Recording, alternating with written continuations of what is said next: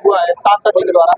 सांसद जी के द्वारा तो कार्य नहीं हुआ, लेकिन प्रत्याशी ठीक ठाक हैं, काम करने वाले हैं, जिले के लिए काम किए हैं। सांसद पट्टी में नहीं किए? नहीं, पट्टी में काम विकास हुआ है? विकास हुआ नहीं है, करने का वादा कर रहे हैं। अच्छा,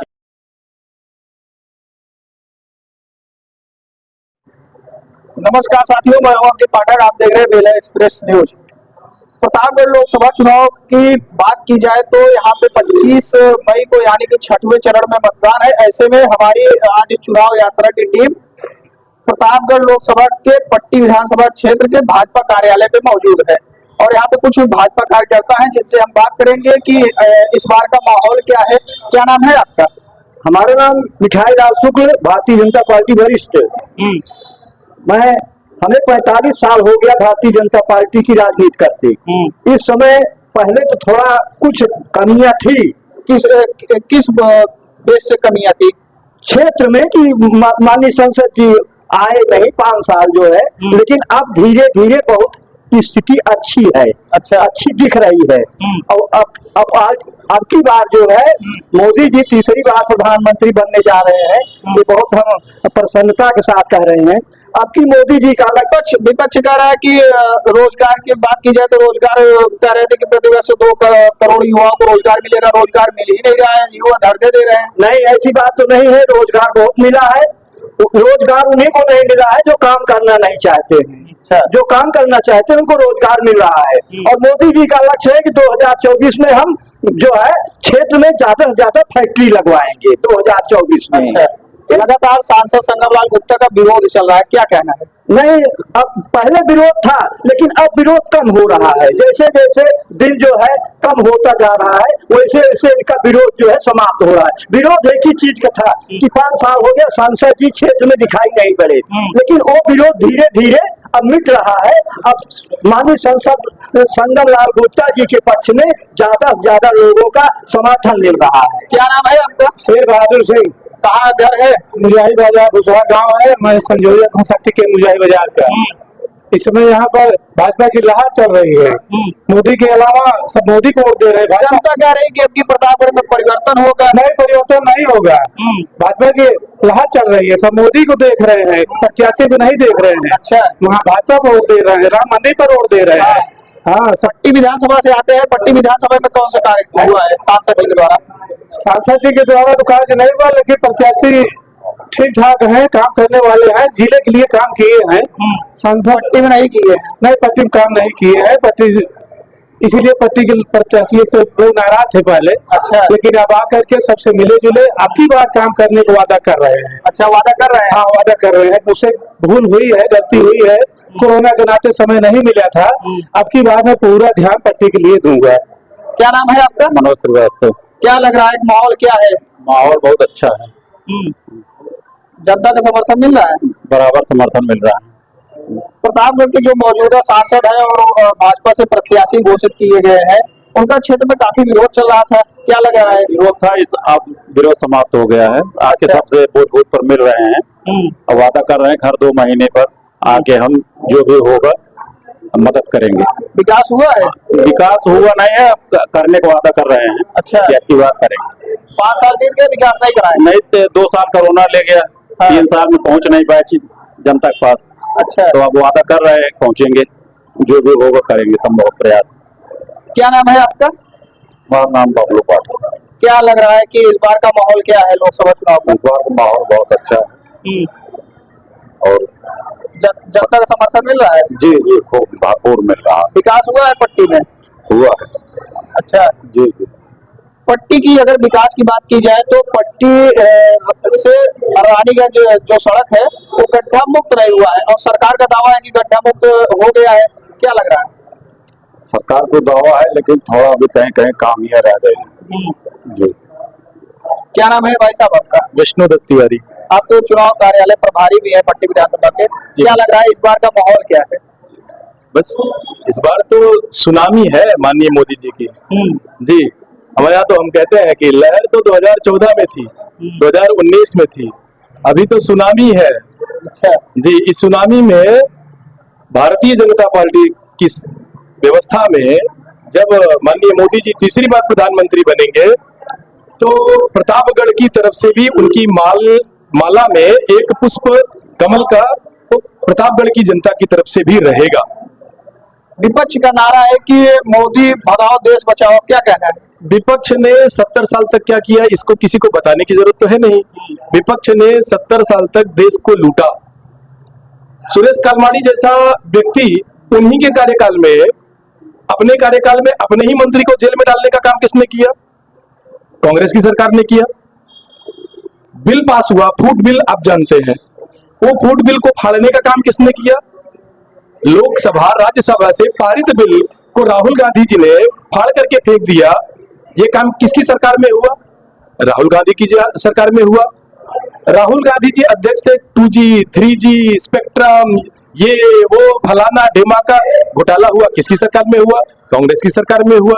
राजीव गांधी जी जो कांग्रेस के बड़े नेता थे, लीडर थे, जिनके ऊपर कांग्रेस की पूरी जिम्मेदारी थी, उन्होंने जब संसद में बोला था तो क्या बोला था कि जब मैं यहां से 1 रुपया भेजता हूं तो जमीन पर वो कितना पहुंचता है?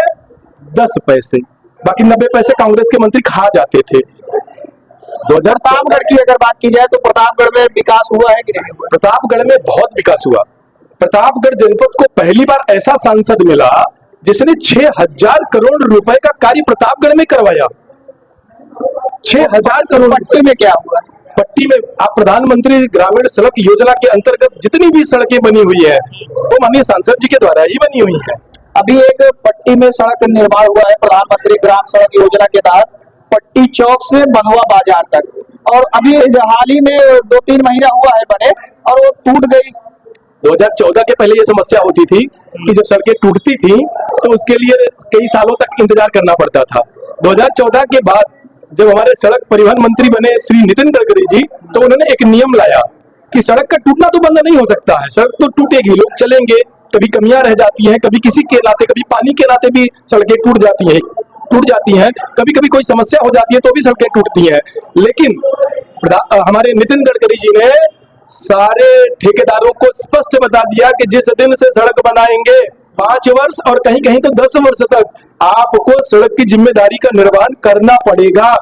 इसलिए आपकी सिक्योरिटी हमारे यहाँ जमा रहेगी। अगर सड़क खराब हुई तो आपको दीवार घोषित कर दिया जाएगा, आपको दूसरा कोई भी टेंडर नहीं मिलेगा। भारतीय जनता पार्टी ने ये किया। पट्टी रानीगंज मार्ग की अगर बात की जाए, मैं एक बार और करना चाहता हूँ कि आपके ही माध्यम से हमको ये पता चला कि सड़क में कोई दिक्कत आई है, वो सीमेंटेड सड़क है, फूल गई है। आपने जिस दिन खबर दिखाई विद इन वीक, मुझको लगता है तीसरे या चौथे दिन ही वो सड़क बन भी गई। मैं आपको खुशखबरी दे दूं, माननीय सांसद जी के अथक प्रयास से देलूपुर से लेकर के अकबरपुर तक ये इसको क्या बोलते हैं कि राष्ट्रीय मार्ग ये घोषित हो गया है। इसका टेंडर भी हो चुका है, बहुत जल्दी इसका चौड़ीकरण भी हो जाएगा। कौन सा मार्ग? देलूपुर से लेकर के अकबरपुर तक। जी जनता कह रही है कि इस बार शिवपाल सिंह पटेल का जो शिक्षाविद कहे जाते हैं शिवपाल सिंह पटेल, इस बार उनका माहौल काफी। तो प्रेजेंट में भी MLC है, इसके पहले जेल में भी रहे, जेल से होकर के आए हैं।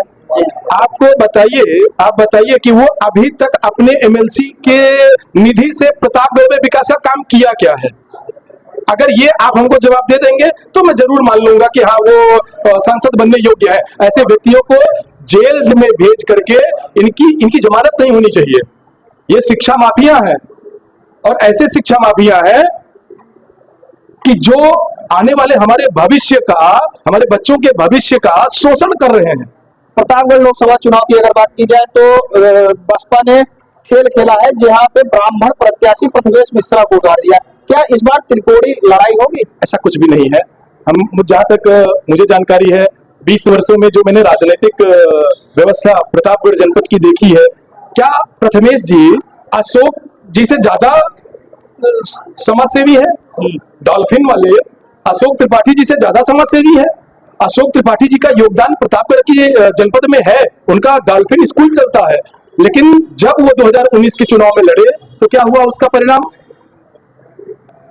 और प्रथमेश जी तो आए हैं क्योंकि भारत के संविधान ने सबको चुनाव लड़ने का अधिकार दिया है, तो चुनाव लड़ सकते हैं। चुनाव लड़ना और चुनाव का रिजल्ट आना वो दोनों अलग अलग विषय है। और मैं एक बात आपको और बता देना चाहता हूं कि हमारे पूर्व मंत्री श्री दिनेश सिंह जी का जो पूरा निरीक्षण है भारतवर्ष की राजनीति में, उसमें सबसे महत्वपूर्ण है कि 2014 के बाद राजनीति में जो बदलाव राजनीति में हुआ है, वो अब नेताओं के ऊपर चुनाव नहीं होता है, अब हमारे लीडर के ऊपर चुनाव चलता है।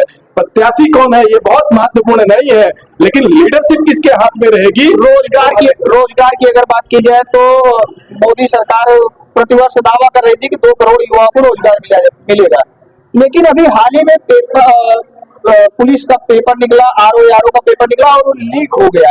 क्या कहना है? ये क्वेश्चन आपने एक बार मुझसे पहले भी किया था, जहां तक मुझे याद है। मैंने आपको बताया था कि अभी भी हमारे सिस्टम में 70 साल के कुछ दलाल लोग, कुछ भारतवर्ष को लूटने की मनसा रखने वाले लोग और जो भारत की व्यवस्था को, अर्थव्यवस्था को खोखला करने वाले लोग मौजूद हैं। भारतीय जनता पार्टी ने 2014 से यह काम किया कि जो भी पेपर लीक हुआ, वो चाहे जिस पद पर रहा उसको पद से हटा करके जेल में डालने का काम किया, एफआईआर कराने का काम किया, और आगे भी हम इस पर सतत प्रयासरत रहेंगे कि जिसकी जो पात्रता है, जो योग्यता है, उसके अनुसार उसको पारदर्शी तरीके से नौकरी मिले और उत्थान हो। लोकसभा चुनाव की अगर बात की जाए तो आपके पट्टी विधानसभा के बड़ारी गांव के रहने वाले पिंटू सिंह, क्या लग रहा है कि अगर वो चुनाव मैदान में भी है, क्या कुछ नुकसान होगा भाजपा का? आपको मैंने पहले भी कहा कि संविधान ने सबको स्वतंत्र अधिकार दिया है, चुनाव लड़ना सबका अधिकार है। आप भी पर्चा भर सकते हैं, मैं भी पर्चा भर सकता हूँ, कोई और भी पर्चा भर सकता है। तो पिंटू सिंह जी चुनाव लड़ रहे हैं, रिजल्ट 4 जून को आना है, आपके सामने आ जाएगा। भारतीय जनता पार्टी की तुलना आप किसी और से कर सकते हैं क्या? मैंने आपसे पहले भी कहा कि 2014 में भाजपा की हवा थी, 2019 में लहर थी, और 2024 में भारतीय जनता पार्टी की सुनामी है। जो माननीय मोदी जी ने 400 पार का नारा दिया है, यह प्रतीत होगा उत्तर प्रदेश से कि उत्तर प्रदेश की सभी लोकसभा सीटों पर भारतीय जनता पार्टी जीत दर्ज करेगी और माननीय प्रधानमंत्री जी के हाथों को मजबूत करेगी और भ्रष्टाचार पर पूर्ण अंकुश लगाने का काम होगा। आपने देखा होगा कि प्रत्येक जिला माफिया के नाम से जाना जाता था, प्रत्येक जिले में माफियागिरी चलती थी, प्रत्येक जिले में छिनैती, डकैती, पेपर खोलिए तो हत्या, दुष्कर्म, ये तमाम चीजें दिखती हैं। लेकिन आज वो इक्का दुक्की कभी दिखी तो दिखी, अन्यथा आपका समस्त उत्तर प्रदेश का जिला समस्त अपराधों से मुक्त होता दिखाई दे रहा है। आज गांव, तो ये भी हमारे साथ भाजपा के कार्यकर्ता और जिन्होंने अपने मुद्दों को लेकर बताया और इस बार के लोकसभा चुनाव की क्या तैयारी है उसके भी बारे में बात की। प्रतापगढ़ से अंकित पाठक।